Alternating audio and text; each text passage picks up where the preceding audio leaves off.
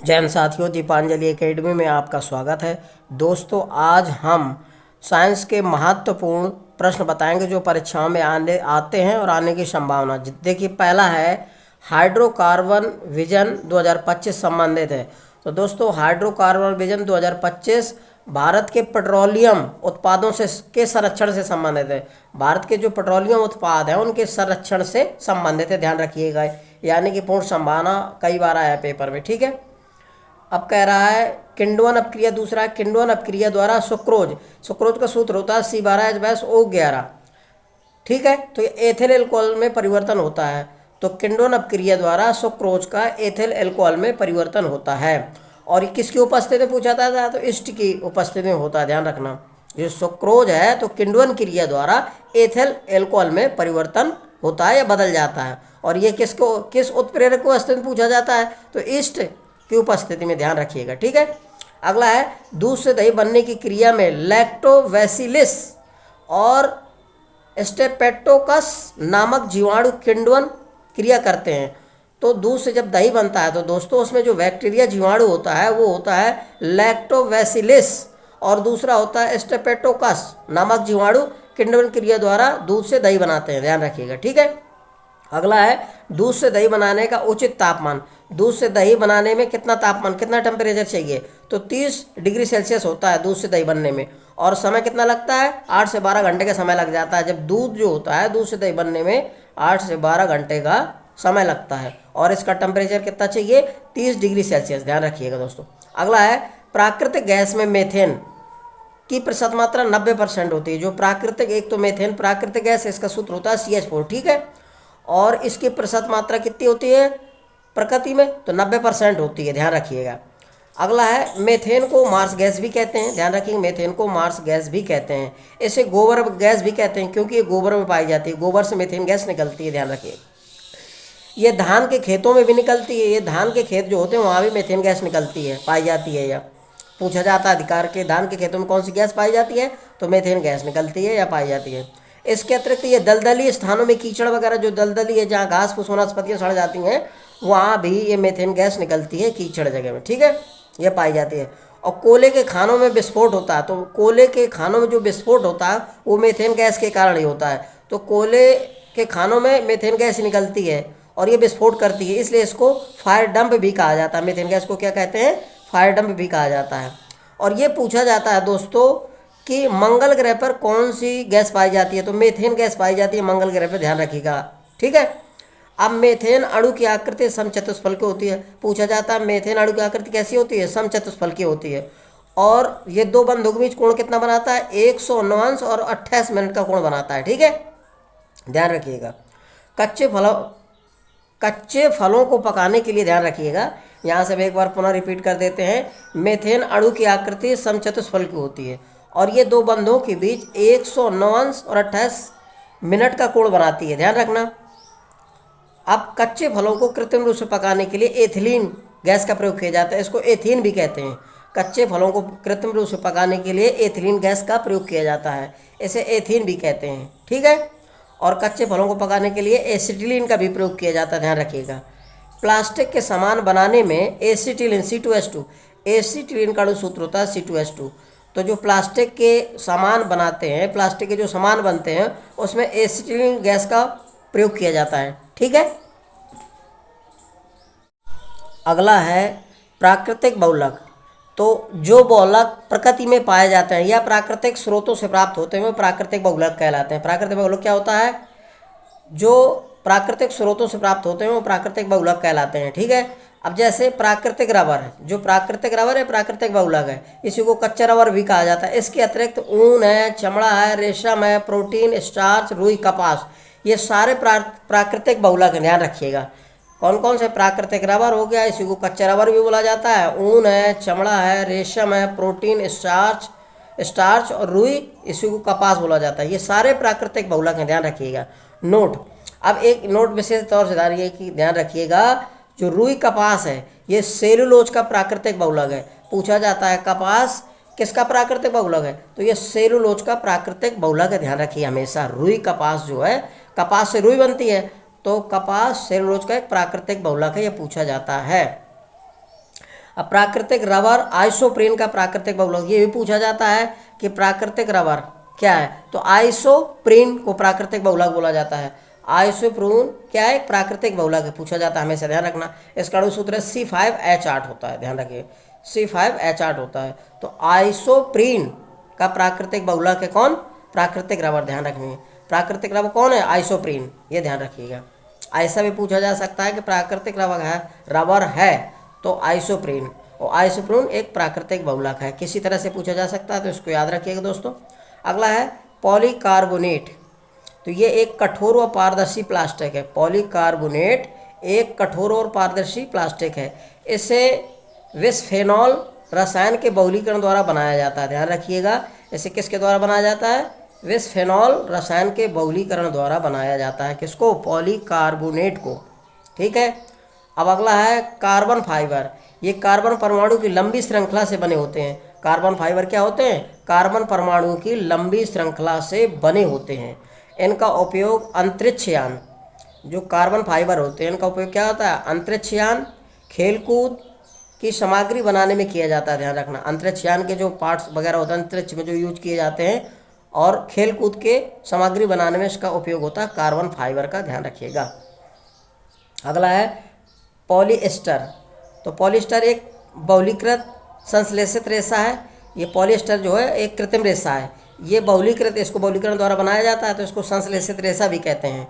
इसका विकास इंग्लैंड में हुआ था, ध्यान रखना। पॉलीएस्टर जो है इसका विकास कहाँ हुआ था, इंग्लैंड में हुआ था। पूछा जाता है कि पॉलीएस्टर का विकास कहाँ हुआ, तो इंग्लैंड में। इन रेशों से कपड़े, साड़ियाँ, जो पॉलीएस्टर है उससे कपड़े हैं, साड़ियाँ हैं, पर्दे बनाए जाते हैं, ध्यान रखिए। पॉलीएस्टर से कपड़े, साड़ियाँ और पर्दे बनाए जाते हैं। रेयान क्या है, तो सेलुलोज से बने कृत्रिम रेशे को रेयान कहते हैं। सेलुलोज से बने कृत्रिम रेशे को रेयान बोला जाता है। पूछा जाता है रेयान क्या है, तो जो सेलुलोज से बने कृत्रिम रेशे को, जो कृत्रिम रेशे होते हैं उसको रेयान कहते हैं, और सेलुलोज से बने कृत्रिम रेशे को क्या बोलते हैं, रेयान कहते हैं, ध्यान रखिए। इससे रेयान से क्या बनाया जाता है, कालीन बनाए जाते हैं, कालीन। और ये जाली है, ये लिंट भी बनाए जाते हैं इसी से, ध्यान रखना। कालीन, जाली और लिंट बनाए जाते हैं। अब टेरिलीन, ये एक कृत्रिम रेशा है। टेरिलीन भी क्या है, एक कृत्रिम रेशा है। ये सबसे कम ज्वलनशील रेशा है, ध्यान रखना। टेरिलीन क्या है, सबसे कम ज्वलनशील रेशा है। इसके वस्त्र बनाए जाते हैं। ये पूछा जाता है दोस्तों कि सबसे कम ज्वलनशील कौन सा रेशा है, तो टेरेलीन है, ध्यान रखिएगा। अगला है बेकेलाइट, तो बेकेलाइट फिनॉल और फॉर्मेल्डिहाइड को सोडा लाइम के साथ बहुलीकृत करके बनाया जाता है।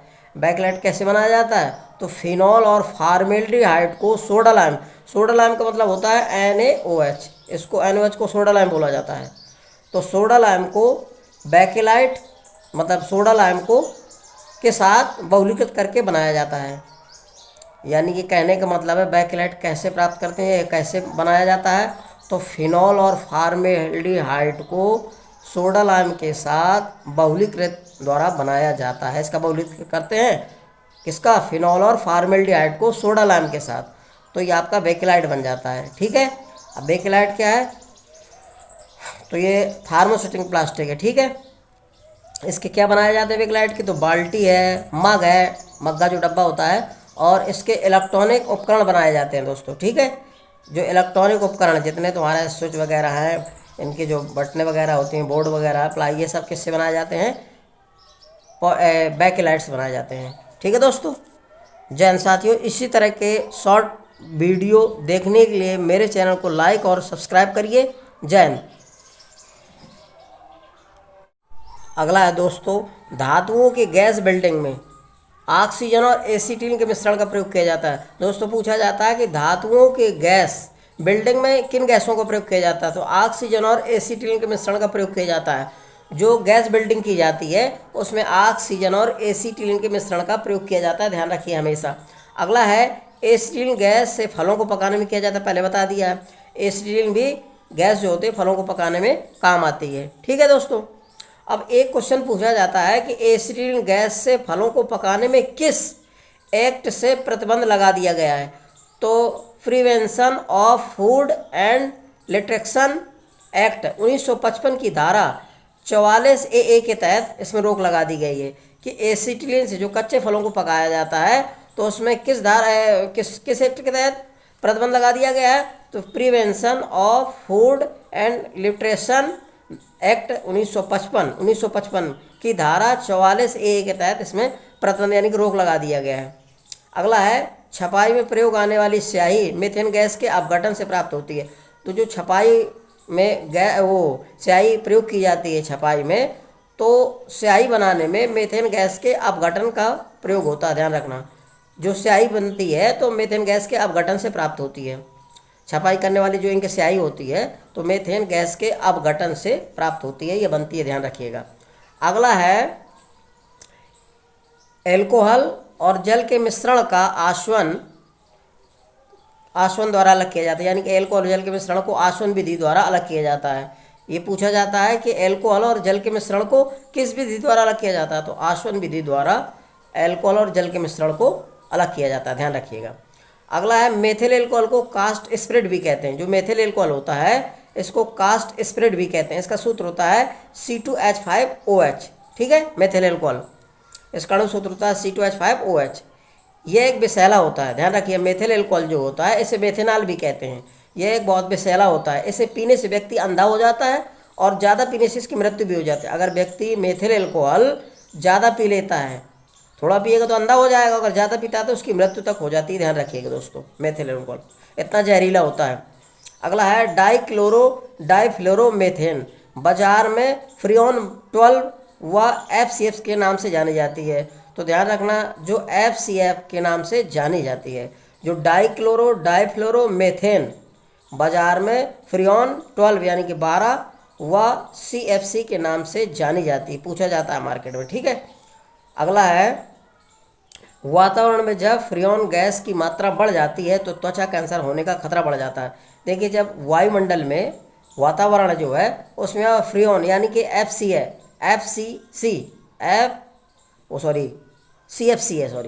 डाइफ्लोरोमेथेन यानी कि CFC, ध्यान रखना कि अगर वायुमंडल में मात्रा बढ़ जाती है CFC की, जब वायुमंडल में मात्रा बढ़ जाती तो त्वचा कैंसर होने की संभावना बढ़ जाती है, यानी कि त्वचा कैंसर होता है जब वायुमंडल में CFC यानी क्लोरोफ्लोरोकार्बन बढ़ जाती है, तो इससे त्वचा कैंसर होते हैं, यानी कि स्किन वाले कैंसर होने की संभावना रहती है या खतरा बढ़ जाता है, ध्यान रखिएगा। अगला है मेथेन गैस को फायर डंप भी कहते हैं, क्योंकि जो कोयले वाले कारखाने हैं उससे मेथेन गैस निकलती है, तो जब भयानक विस्फोट होता है तो उसे फायर डंप भी कहते हैं, भयानक विस्फोट करती है, इसलिए इसको फायर डंप भी बोला जाता है। अब अगला है सिंथेसिस गैस में कार्बन मोनोऑक्साइड यानी CO और हाइड्रोजन का मिश्रण होता है, ध्यान रखना। सिंथेसिस गैस में कार्बन मोनोऑक्साइड CO और हाइड्रोजन का मिश्रण होता है, जिसको कितना होता है, कार्बन मोनोऑक्साइड 1% और 3 भाग होता है हाइड्रोजन। CO+3H2 को सिंथेसिस गैस कहते हैं, CO+3H2 को। CO कार्बन मोनोऑक्साइड है और H2 क्या है, हाइड्रोजन। तो सिंथेसिस गैस में किसका मिश्रण होता है, कार्बन मोनोऑक्साइड और हाइड्रोजन का मिश्रण होता है।